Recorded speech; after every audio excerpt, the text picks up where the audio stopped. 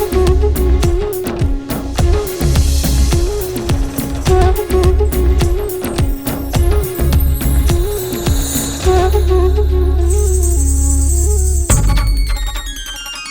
स्वतंत्र करता है। एक बार ईश्वर ने भेज दिया और कहा कि अब तू स्वतंत्र है, कहीं कभी भी परतंत्र नहीं है, अब तुझे जो अच्छा लगे वो कर, अब कोई रोक टोक नहीं है। और साथ में बता दिया कि ऐसा करना है और ऐसा नहीं करना है, जानकारी दे दी। ये वेद, ये दर्शन क्या है? ये जीवन का संविधान है। जैसे कि किसी भी राष्ट्र को, समाज को चलाने के लिए हमारे पास संविधान होता है।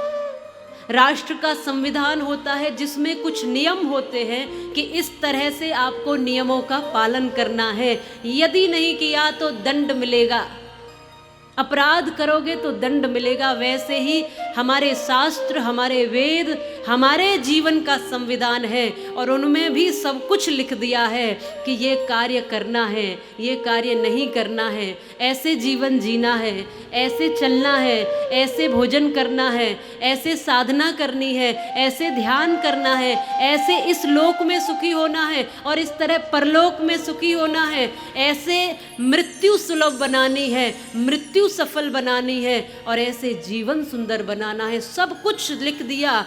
और ये नहीं करते हो तो नियम भी लिख दिए, दंड भी लिख दिए, सब कुछ लिख दिया है विधि और निषेध करके वेदों में।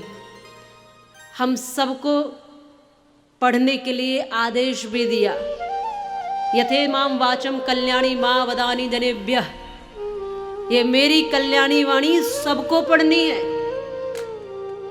तो सब पढ़ते थे, पर अब समझ में ना आए तो संत भी सुलभ हैं आजकल। तो हमको समझ में आए उतना हमें पढ़ना चाहिए। यदि कहीं शंका है तो संतों के पास जाकर उसका समाधान करना चाहिए और अपने जीवन को सफल बनाना चाहिए। ये जान लेना चाहिए कि मुझे किसकी गुलामी करनी है, किसकी नौकरी करनी है, किसके बंधन में रहना है। अरे दुनिया के बंधन में तो अब तक रहे ही हैं किसी न किसी कारण से। आओ अब ठाकुर जी के बंधन में बंध जाते हैं, आओ अब उसके प्रेम में बंध जाते हैं।